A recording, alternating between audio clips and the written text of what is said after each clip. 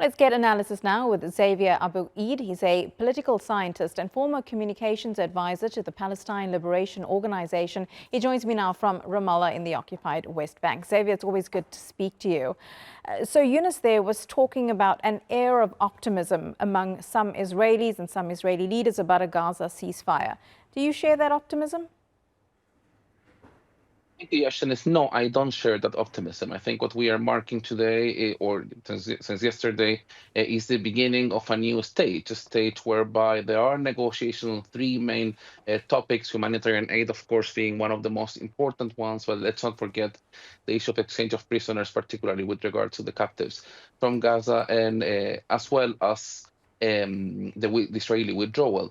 Those are topics that I don't think Hamas and Israel are close to each other. And most importantly, I don't think the Israeli government has a real vision to Gaza beyond what they have already presented, which is basically to ethnically cleanse Gaza. All those plans that some people are talking about moving the population from the northern Gaza to southern Gaza. It's basically a plan of ethnic cleansing, and it may involve also annexation in the northern areas of Gaza. So I would not run to judge now what the Israeli government plans are, with the exception of what they have already said and they're working for, which is perfectly referred to as ethnic cleansing.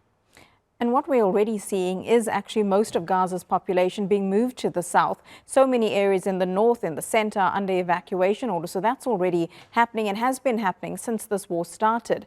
But one of the issues that Netanyahu spoke about yesterday before he left for the U.S. was the fact that he will not have Gaza run at all by Hamas. He wants them gone. He wants them in exile. But that doesn't seem like something is very realistic that could actually happen, because if Hamas leaves Gaza, if they decide they'll go into exile, the leadership, who then takes over? Which groups are actually viable? The question is, in Benjamin Netanyahu, Israel, they invested in Palestinian division, and they remember that they were responsible for providing funds to Hamas in Gaza to keep the Palestinian division. So Netanyahu clearly is not interested now, of course, on keeping Hamas after October the 7th, but also it's not interested to have the Palestinian Authority in control of Gaza, because that would mean a step that some people may see as getting things closer to a political process and to what international consensus refers to as a two-state solution. And then it's also a very important point, because something that hasn't been mentioned so far, it's one of the important cards that Netanyahu has before his meeting with President Trump, which may be a trade-off. He may trade off, for example, a ceasefire in Gaza for a U.S. acceptance of annexation in the occupied West Bank. It may be the entire West Bank. It may be the Jordan Valley alone, for example.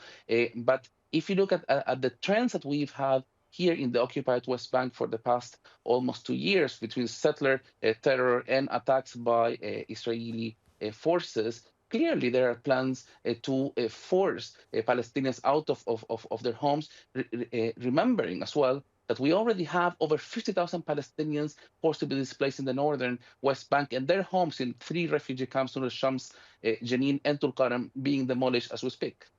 That annexation, though, would obviously be illegal, as many of those settlers in the occupied West Bank are considered illegal under international law. What then does the international community do? Is that finally the point where countries say, we will boycott, we will sanction, we'll finally take tangible action that forces Israel's hand? This is a very important question, Yashin, and I unfortunately I don't have an answer.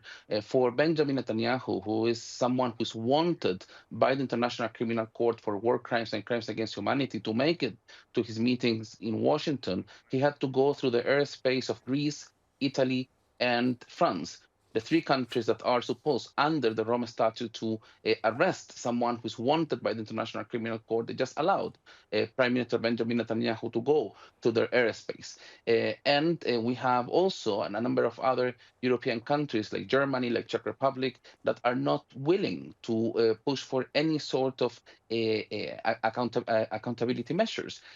We've had other steps, like, for example, European foreign ministers discussing for first time the possibility of having sanctions on Israel, but still, with this ongoing genocide and with dozens of thousands of people killed, most of them women and children and elderly, clearly there is no intention. But even if we are to take the issue of the Gaza genocide on the sides, what's happening on the West Bank alone should be responded to with sanctions. And there is also another point that I think it's very important that for people to understand regional dynamics. If Israel succeeds to expel, to forcibly displace hundreds of thousands of people from Gaza, then what's preventing them, for example, to do the same here in the occupied West Bank towards Jordan? Those are all open questions, and Israel has not been given any concrete answers with regards to what their political plan is, with the exception of annexation and ethnic cleansing. Certainly a lot there to think about. Xavier Abu Eid, really great to get your analysis as always. Thank you very much. Thank you, Yashinis.